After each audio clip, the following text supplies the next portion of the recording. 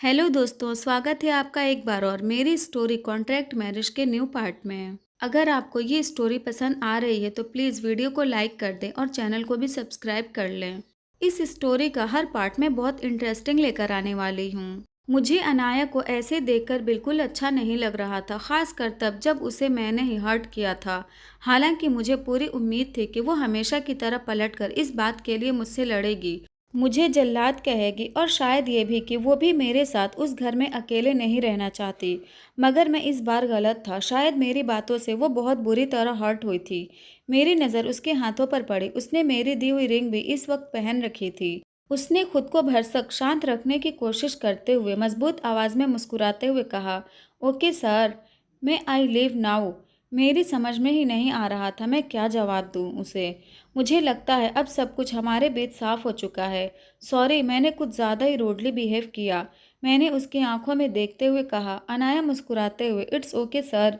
झूठ बोलकर और बेमन से किसी रिश्ते का बोझ ढोने से बेहतर है कि एक बार सच बोलकर उस रिश्ते को ख़त्म कर दिया जाए। एक ही बार तकलीफ होगी, बार बार नहीं। So thank you so much मुझे सच बताने के लिए, and thanks for being honest. कहते हुए वो पीछे मुड़ गई। अब मुझे गिल्ट फील होने लगा था। मैंने सच में उसे कुछ ज़्यादा ही सुना दिया था। आखिर उसकी गलती ही कहाँ थी? वो तो हमेशा से ऐसी ही थी, बात बात पर बच्चों की तरह जिद करना, हमेशा अपनी दुनिया में मस्त रहना, मुझसे लड़ना और फिर तुरंत अपने ही किसी बात पर हंसने भी लग जाना। क्या यही सब मुझे अच्छा नहीं लगता था? अनाया में तो फिर मैं उस पर इसी बात के लिए इतना गुस्सा कैसे कर सकता हूँ? मुझे एक बार उसके धीरे से सुबकने की आवाज़ आई और मैं अपने ख्यालों से बाहर आया। दरवाजे के पास पहुंचकर उसने अपने आंसू पोंछे और डोर नाप घुमा दिया। मगर इससे पहले कि वो बाहर जाती, मैंने उसे पुकारा, अनाया। वो धीरे से पीछे मुड़ी और मैंने देखा उसकी आंखें आंसुओं से भरी थी। अब मुझे खुद पर गुस्सा आने लगा। इतना इंसेंसिटिव कैसे हो सकता हूँ मैं? मैंने गुस्से में जो कुछ भी अनाया से कहा था उसमें ज़रा सी भी सच्चाई नहीं थी। सच तो ये था कि सिमरन से दूर जाने के बाद अगर कोई लड़की मेरी लाइफ में आई तो वो सिर्फ अनाया थी। उसके अलावा मैंने कभी किसी के बारे में सोचा तक नहीं था और मैं इस बात से भी इनकार नहीं कर सकता था कि मैं अब उसके अलावा और किसी के साथ अपनी पूरी लाइफ इमेजिन भी नहीं कर सकता था। सच ये भी था कि मैं चाहने लगा था कि वो हमेशा मेरे आसपास रहे, मगर वो है कि हमेशा मुझसे दूर भागती रहती है। ऐसे में उसे उस समर के करीब देखकर मेरा खून खौलने लगता था। कभी कभी मेरा दिल करता था कि उसे सबसे छुपा कर सिर्फ अपने पास रख लूं और वो पूरे दिन बस यूं ही मुझसे लड़ती रहे और बातें करती रहे। अनाया अपनी नज़रें फेरते हुए, और भी कुछ कहना बाकी रह गया है सर, प्लीज़ जल्दी कहिए, मेरी क्लास है अभी। मैं उठकर आपके पास आया और कंधे से पकड़कर उसे अपनी तरफ घुमाया। वो बिना हिले चुपचाप खड़ी रही। एक बार भी उसने नज़रें उठाकर मेरी तरफ नहीं देखा। अब मुझसे उसकी चुप्पी और बर्दाश्त नहीं हुई। मैंने उसे कसकर गले से लगा लिया। आई एम सो सॉरी, मेरा वो मतलब नहीं था। पता नहीं कैसे मैं ये सब बोल गया। अब उसके सब्र का बांध भी टूट गया था। मुझे महसूस हुआ उसके आंसुओं से मेरी शर्ट भीग रही थी। मैंने दोनों हाथों में उसका चेहरा भरते हुए उसे खुद से अलग किया। वो अब तक उसी तरह चुपचाप और उदास सी खड़ी थी। मुझे और कुछ नहीं सूझा तो मैंने धीमे से अपने होंठ उसके होठों पर रख दिए। उसे एक पल को हिचकी आई, मगर फिर वो बिल्कुल शांत हो गई। अब मैं इरिटेट होने लगा था। मैं चाहता था हमेशा की तरह वो मुझसे लड़े, मुझे मारे, अपनी वो एंटीक गालियाँ मुझे दे, जो एक्चुअली गालियाँ कम हिंदी का शब्दकोश ज़्यादा लगाती है। मैंने उसे कमर से पकड़कर अपने और करीब खींच लिया और उसके होठों को अपने होठों में दबाकर किस करने लगा। उसी वक्त सरप्राइज के तौर पर उसकी भी हाथों में हरकत हुई और उसने भी मुझे धीरे से पकड़ते हुए मानो अपनी सहमति जता दी। मैंने राहत की सांस ली। उसके लिप्स न जाने क्यों स्ट्रॉबेरी के जैसे टेस्ट लिए थे। पता नहीं, शायद ये उसकी लिपस्टिक का कमाल हो। इतना सब हो जाने के बाद भी मुझे कुछ खटक रहा था। ये मेरी अनाया नहीं थी। मेरी कड़वी बातों से उस पर शायद कुछ ज़्यादा ही असर कर दिया था। तो क्या वो खुद को बदलने की कोशिश कर रही थी? अपने ख्यालों में डूबते हुए मुझे ध्यान ही नहीं रहा और मैंने उसके लिप्स पर हल्का सा बाइट कर दिया और उसी के साथ जैसे वहाँ बम फूट गया। अनाया ने एक झटके से मुझे धक्का देते हुए खुद से अलग कर दिया। अचानक इस झटके से मैं संभल नहीं पाया और कुछ कदम पीछे चला गया। वो सामने खड़ी गुस्से में मुझे घूर रही थी। What happened? मैंने उसे हैरानी से देखा। अनाया गुस्से में, आपने मुझे काटा क्यों?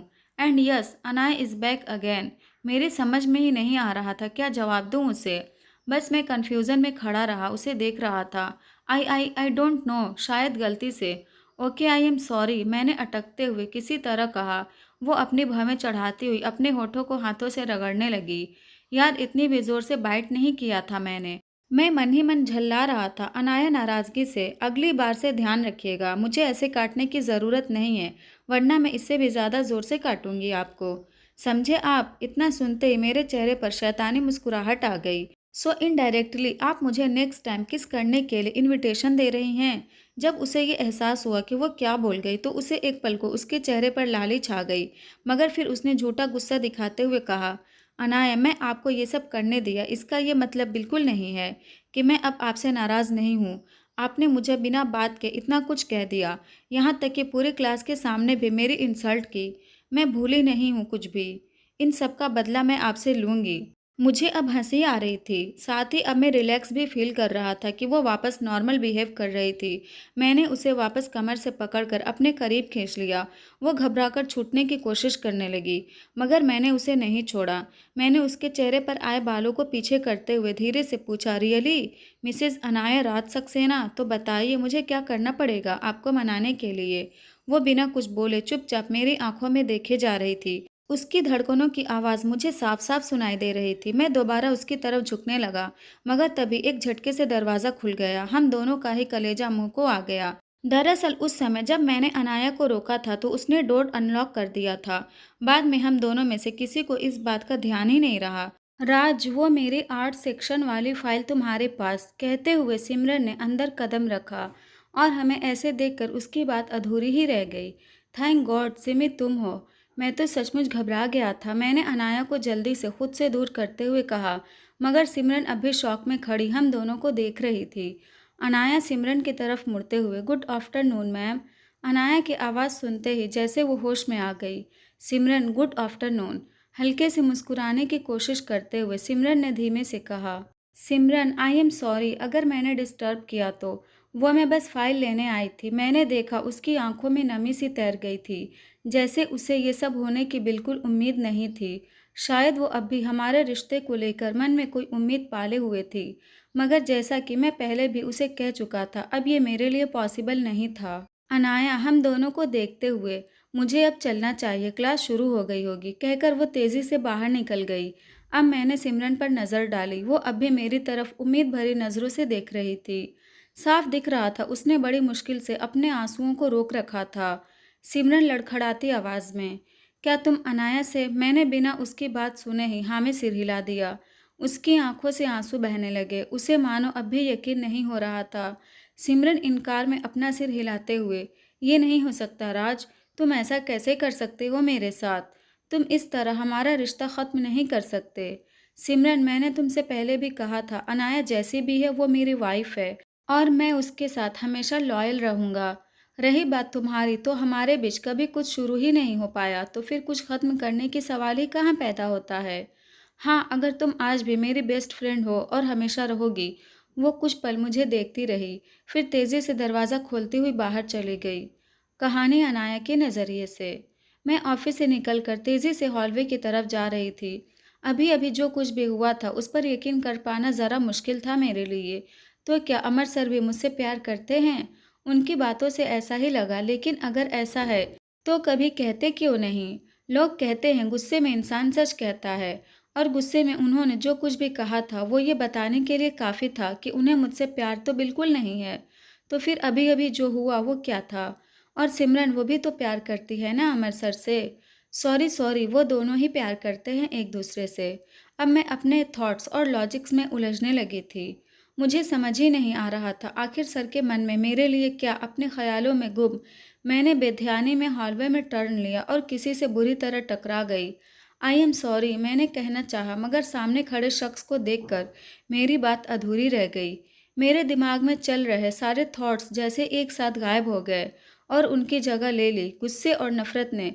मैं जिससे टकराई थी वो और कोई नहीं, राजीव सक्सेना था। मेरी मुट्ठियां कस गईं। मन तो हो रहा था आज इसी जगह पर अपने मन की सारी कसर निकाल लूं। इतने सालों से जो गुस्सा मेरे अंदर दबा हुआ था, आज उन सब का हिसाब लेने का वक्त आ गया था। यहाँ क्या कर रहे हैं आप? मैंने गुस्से में उसे घूरते हुए पूछा। मगर वो शांत रहा। किसी बेगुनाह की जान लेने के बाद भी इतने आराम से कैसे घूम सकते हैं आप? या शायद अपने अंदर की इंसानियत को भी 13 साल पहले उसी गाड़ी से कुचल कर मार डाला था आपने, जिससे मेरी मॉम का मर्डर किया था आपने। क्या सोचकर बार-बार मेरे सामने आते हैं आप? मेरी शादी उस घर में हो जाने से मैं सब कुछ भूल जाऊँगी? नेवर! मैं कभी तुम्हें माफ़ नहीं करूँगी मिस्टर राजीव सक्सेना। भले ही अपने पैसे के दम पर तुम आज कानून और दुनिया की नज़रों में एक शरीफ इंसान बनकर घूम रहे हो, मगर अंदर से तुम कितने घटिया हो और खोखले आदमी हो, ये मुझसे बेहतर कोई नहीं जानता। मैंने नफ़रत से भरकर कहा, मुझे पता ही नहीं चला कब अमर सर अपने ऑफ़िस से निकलकर हॉलवे की तरफ आ गए। उन्होंने शायद मेरी सारी बातें सुन ली थी। अमर तेज़ आवाज़ में डाँटते हुए, अनाया, ये क्या तरीका है अंकल से बात करने का? राजीव सक्सेना अब भी उसी तरह चुपचाप खड़ा मेरी बातें सुन रहा था, मानो उसे मेरी किसी बात से कोई फ़र्क ही नहीं पड़ रहा हो। उसने कोई रिएक्शन नहीं दिया, जिससे मुझे और झल्लाहट हो रही थी। राजीव अपने हाथ के इशारे से अमर को रोकते हुए, बोल लेने दो उसे राज, मुझे अनाया की किसी बात का बुरा नहीं लगा। आप इनकी साइड ले रहे हैं, सब कुछ जानते हुए भी। आपको पता है कि इनकी वजह से मेरी मॉम, गुस्से के कारण बोलते हुए अब मेरी आंखों में आंसू आ गए थे। मेरी बात अधूरी ही रह गई। मैं लॉकर रूम की तरफ तेज़ी से बढ़ गई। इस सिचुएशन में क्लास में जाने का कोई मतलब ही नहीं था। अमर पीछे से आवाज़ लगाकर रोकने की कोशिश करते हुए, रुको अनाया, मेरी बात सुनो, मगर मैं नहीं रुकी। अमर ने लाचारी से राजीव की तरफ देखा। अमर, आई एम सॉरी अंकल, ये सब सुनना पड़ा। डोंट वरी, मैं अनाया को समझा दूंगा। राजीव इनकार में अपना सिर हिलाते हुए, उसका कोई फ़ायदा नहीं है। जो हो चुका है उसे बदला नहीं जा सकता। अमर हैरानी से, मगर आप यहाँ यूनिवर्सिटी में क्या कर रहे हैं? राजीव अमर के कंधे पर हाथ रखते हुए, वो इसी यूनिवर्सिटी में। अमर हैरानी से उसे देखते हुए, are you sure? Uncle, I mean आपको कैसे पता चला? राजीव, मुझे कुछ स्टूडेंट्स के डिटेल चाहिए, मगर तुम कुछ हेल्प कर सको तो। अमर कंप्यूटर लैब की तरफ बढ़ते हुए, श्योर, आप आइए मेरे साथ। अमर लैब इंचार्ज के पास जाकर उससे पूछता है, राजेश, यूनिवर्सिटी में जितने भी स्टूडेंट्स हैं उन सबके डिटेल्स यहाँ पर मिल जाएगी? राजेश एक नज़र उन दोनों पर मारते हुए बोला, यस सर, इस साल का पूरा डेटा मेरे पास अवेलेबल है। अमर, ओके, हमें कुछ स्टूडेंट्स के डिटेल्स चाहिए, इट्स अर्जेंट। राजेश ने उन दोनों को देखते हुए अपनी मजबूरी जताई, आई एम सॉरी सर, मगर मैं ऐसे किसी स्टूडेंट के पर्सनल डिटेल्स किसी को नहीं दे सकता। आपको इसके लिए प्रिंसिपल सर की स्पेशल परमिशन लेनी पड़ेगी, तभी मैं आपको डिटेल्स दे पाऊंगा। अमर और राजीव ने एक दूसरे की तरफ देखा और चुपचाप लैब से बाहर आ गए। अमर, आप कहें तो प्रिंसिपल सर से बात करूं? राजीव अमर के कंधे पर हाथ रखते हुए, नहीं, तुम परेशान मत हो, मैं खुद ही बात कर लेता हूँ। तुम्हें क्लास लेनी होगी, अभी तुम जाओ। जैसे ही मुझे कुछ पता चलता है मैं तुम्हें बताता हूँ। अमर एक हल्की सी स्माइल देते हुए, ओके अंकल, मैं सच में बहुत खुश हूँ आपके लिए। जैसे ही आपको कुछ भी पता चले प्लीज़ इन्फॉर्म मी। राजीव उम्मीद भरी आवाज़ में, आई होप इस बार वो मुझे मिल जाए, कहते हुए वो प्रिंसिपल ऑफिस की तरफ बढ़ गया और अमर अपने क्लास की तरफ चल दिया। इस स्टोरी में आगे क्या हुआ ये जानने के लिए इस चैनल को तुरंत सब्सक्राइब कर लें और स्टोरी अच्छी लगी तो वीडियो को भी लाइक करें और एक प्यारा सा कमेंट ज़रूर करें। तो चलिए मिलते हैं नेक्स्ट पार्ट में।